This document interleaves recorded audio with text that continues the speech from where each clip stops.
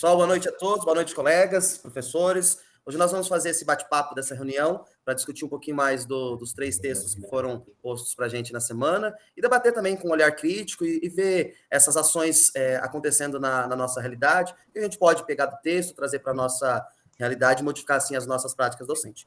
Nós vamos dar início, então, pelo primeiro texto, que é a parte crítica, e aí vamos começar pela Fabrícia. Vamos lá. O texto aí foi um texto que eu tive um pouquinho mais de dificuldade, na verdade, da compreensão dele. O que eu percebi nele? A questão da formação de professores, né, se torna um pouco falha a partir do momento que as pessoas não conseguem trabalhar, desenvolver a criticidade. Tem alguns cursos, né, que se tornam falhos quando não trabalha o senso crítico dentro do professor. E aí o professor, quando leva para a sala de aula, ele tem essa dificuldade de entrelaçar conteúdo com o que está acontecendo ao entorno dele.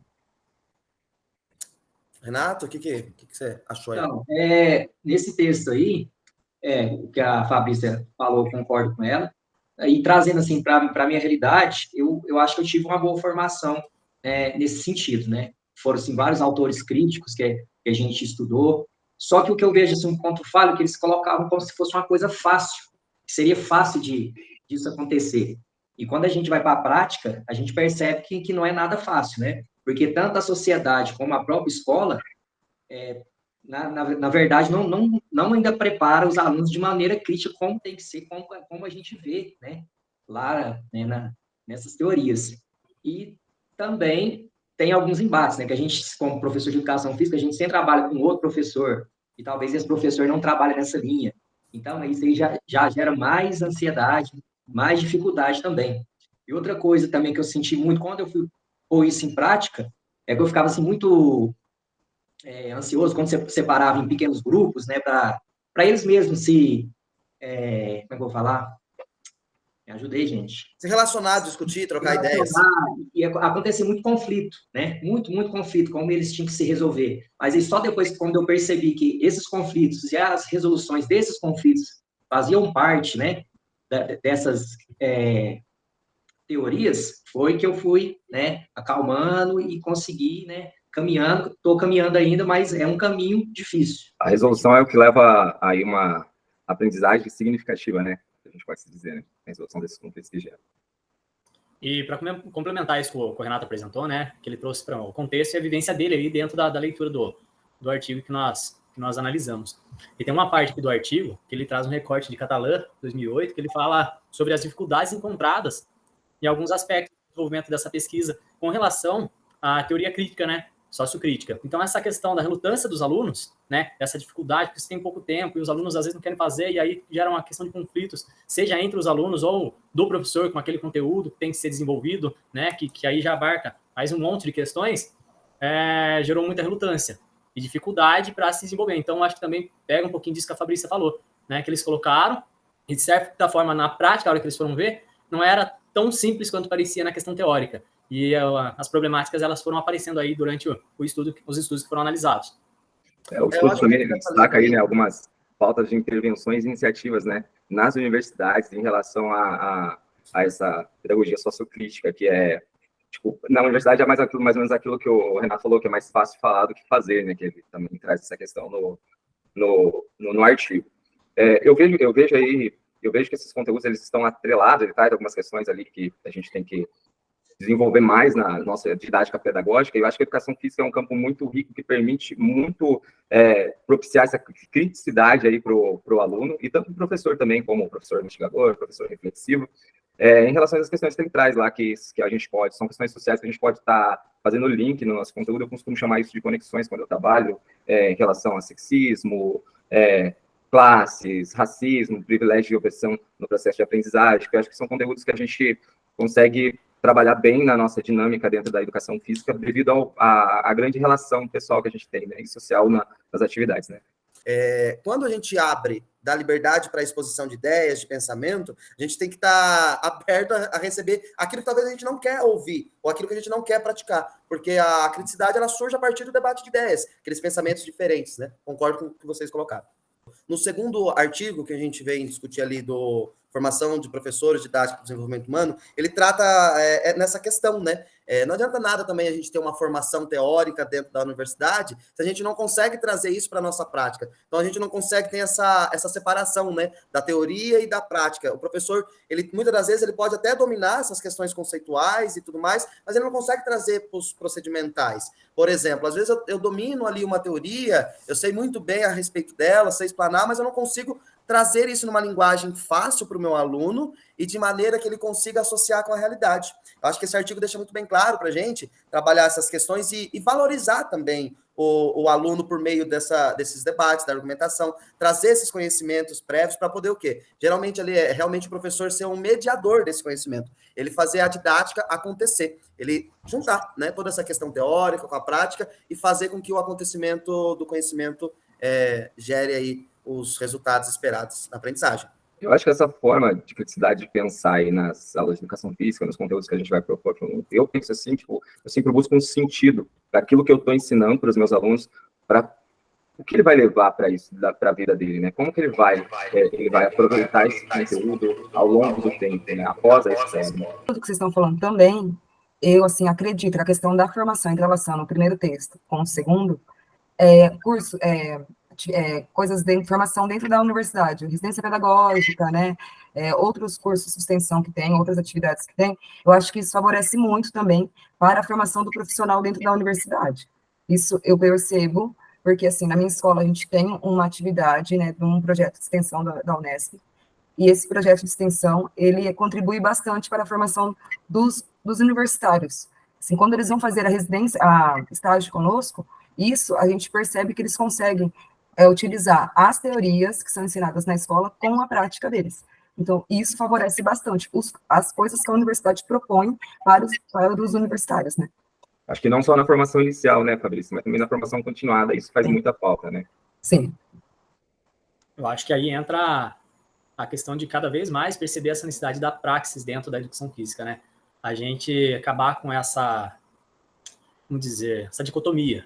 Ou faz prática, ou faz teoria, ou uma teoria que esteja desassociada da sua prática, conseguir entender que o processo ele só vai caminhar da forma que a gente pretende, atingindo de fato as expectativas ali de aprendizagem dos alunos, se a gente conseguir conciliar os dois e fazer essa praxis acontecer, que é o trabalhar a teoria em consonância da prática. Então, uma não pode estar desassociada da outra, a gente tem que criar formas de fazer isso acontecer de uma forma mais simples para o aluno, né? Cheia de sentido e contextualizada. Essa análise do segundo texto aí, né, sobre essa formação de professores e a didática para o desenvolvimento humano, né, eu percebo bastante isso, que, vou dar um exemplo aqui da prática, principalmente sobre os supervisores pedagógicos, né, eles não têm, assim, um conhecimento da educação física, né, apesar de todos os estudos e tal, eles têm mais a visão da educação física que eles tiveram.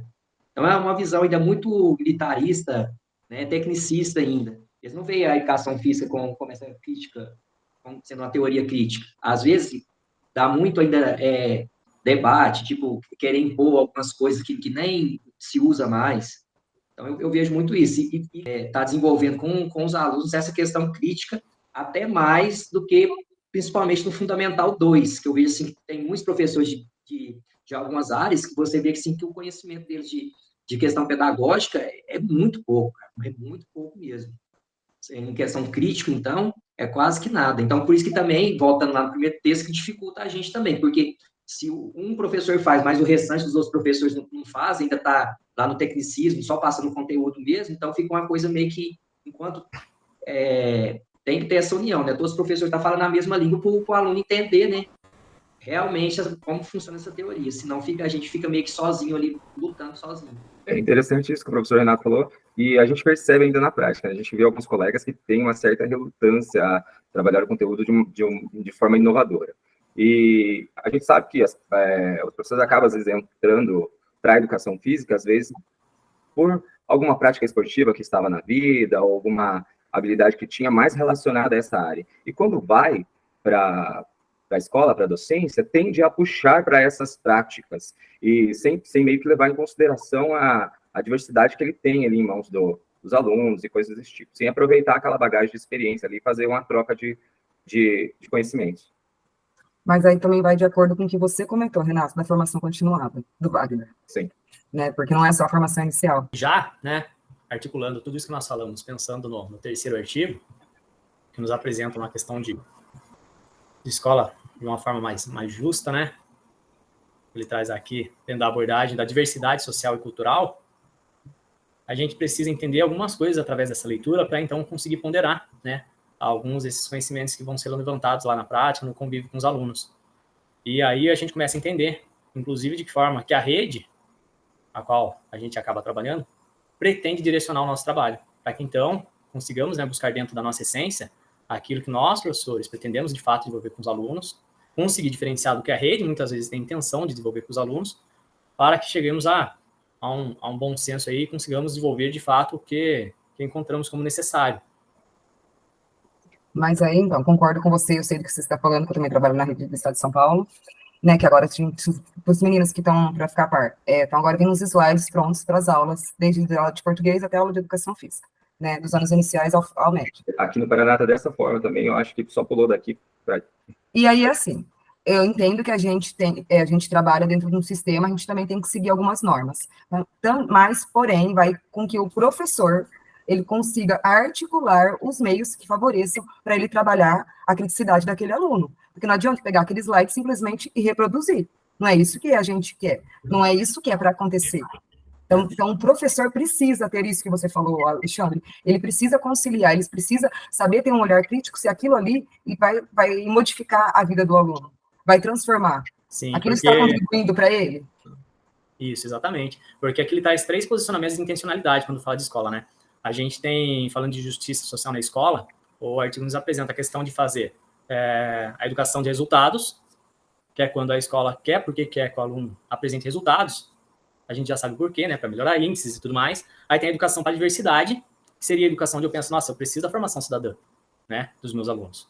Mas para isso, nesse posicionamento, segundo o artigo, eu estaria abrindo mão de alguns conceitos e conhecimentos que darão embasamento filosófico, científico, histórico para o aluno, sobre essa formação cidadã que ele vai ter, né? E aí que entra esse contraponto. Depois ele traz uma terceira, que é a educação como desenvolvimento de capacidades humanas em articulação com a diversidade, que é onde eu consigo olhar para o outro, entender o diferente, pensar em tudo que o Wagner falou que ele aproveita, né, dentro da área, que nós também aqui em muitos momentos aproveitamos para fazer essa formação dos nossos alunos por conta do que ela já nos possibilita, né, de trabalhar a questão cidadã, trabalhar a questão de gênero, trabalhar a questão racial. Só que para tudo isso eu não posso abrir mão, segundo esse terceiro posicionamento, do conhecimento.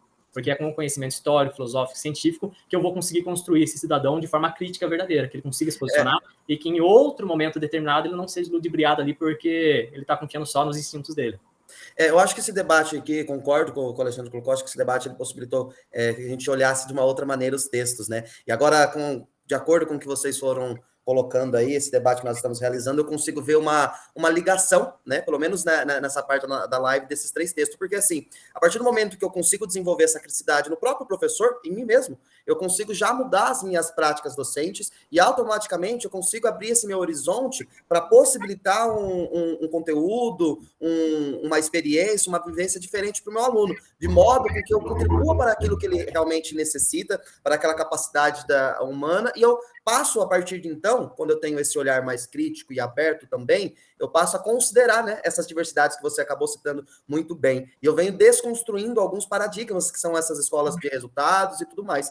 Acredito que os textos eles conversaram e dá sim para a gente desenvolver esse olhar mais atento, mais humano, valorizando o aluno e trazendo, de fato, uma linguagem mais simplificada, porque o conhecimento ele não tem que ser aquele que nós aprendemos há 10, 20 anos atrás, tem que ser decorado, difícil, duro. Acredito que esse terceiro texto deixou bem claro isso.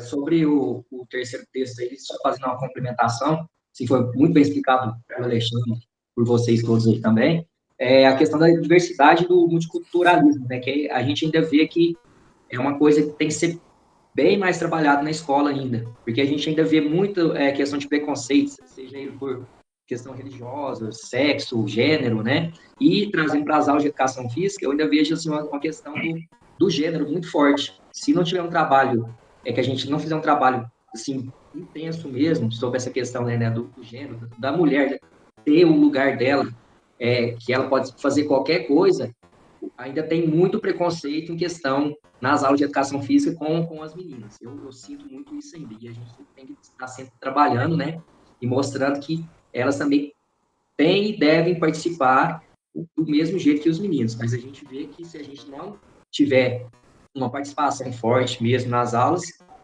acaba acontecendo algum tipo de preconceito. Então é isso, pessoal. Vou encerrar aqui a reunião. Muito obrigado pela contribuição de todos vocês. Perfeito. Tchau, tchau. Até a próxima. Tchau, tchau. Boa noite. Vamos.